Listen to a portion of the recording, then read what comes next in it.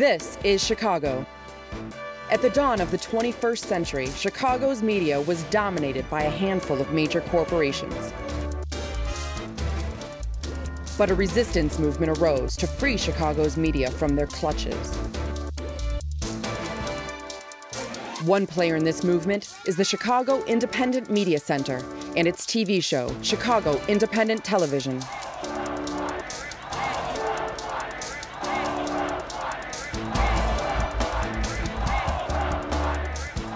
The Independent Media Center is a worldwide network of grassroots correspondents committed to using the tools of the media for promoting social and economic justice.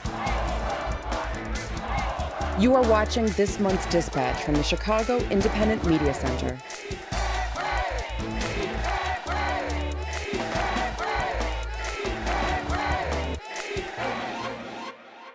Welcome to Chicago Independent Television.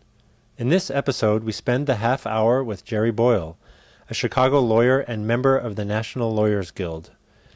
Jerry often works on cases involving political activism and civil rights.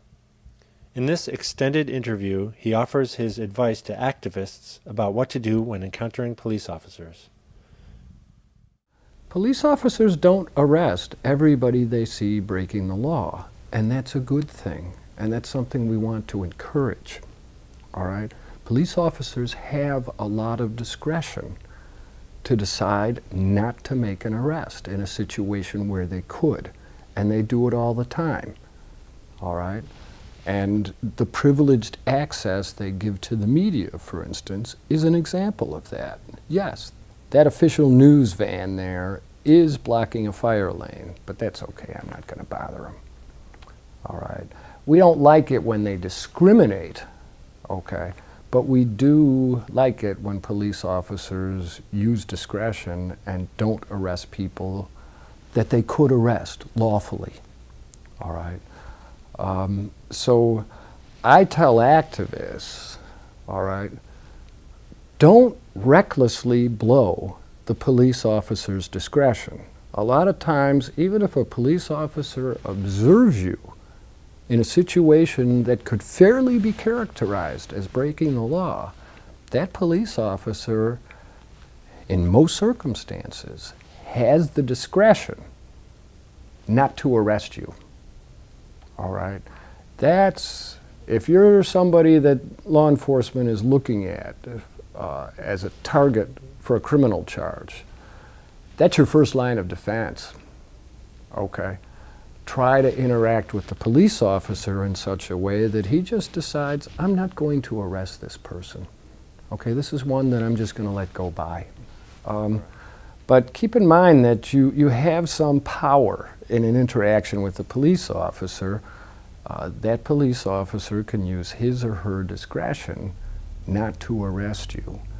And if you're inclined to avoid arrest, you should not forego the opportunity to manipulate that police officer's discretion so that it works in your favor, and instead of arresting you, they let you go. In terms of manipulating a police officer in order to get that officer to use his discretion appropriately, it's important to understand how they're trained. And specifically, their training in the use of force. Most of us, I mean, the common meaning of force for us involves a physical touching, a battery, okay? But that's not the way police officers are trained. Police officers are trained to view the use of force in levels.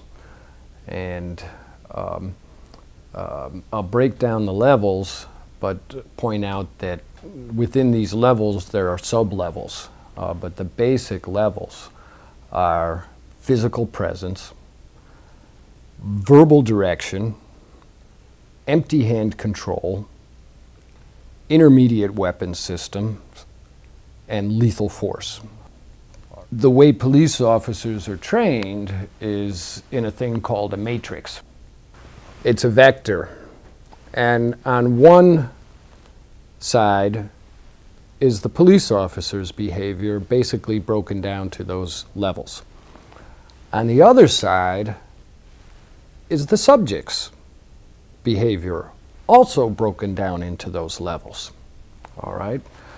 Why do the police do it that way? They do it that way because, to put it bluntly, and on their behalf, they never know when they're walking down the street whether somebody's going to pull a gun on them and blow their brains out. You know, they rightfully are very concerned about that, because that does happen sometimes. And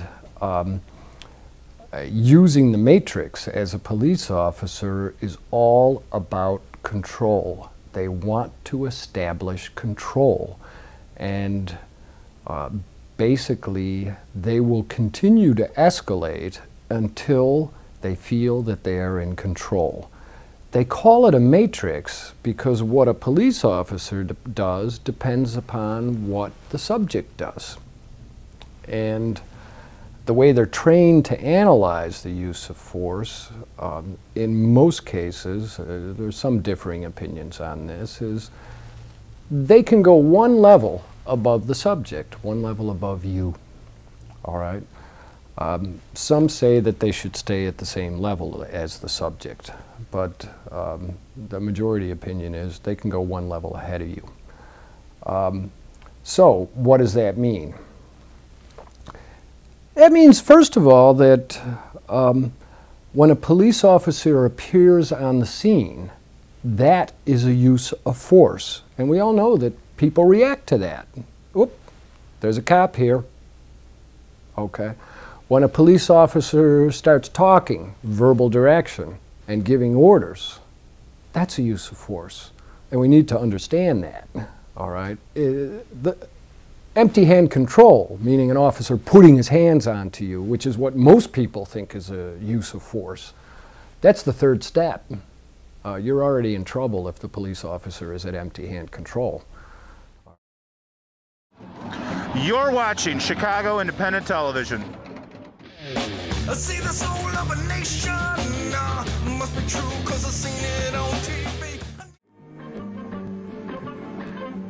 Mr. Bishop, I want to use this picture on the front page of our next issue. Oh, come now, Nancy. We can't print a picture like that.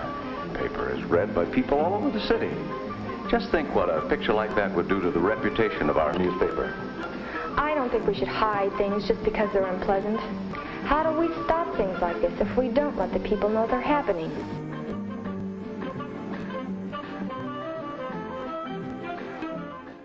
Chicago Independent Television is not brought to you by AT&T, the company lobbying hard to destroy network neutrality and public access television.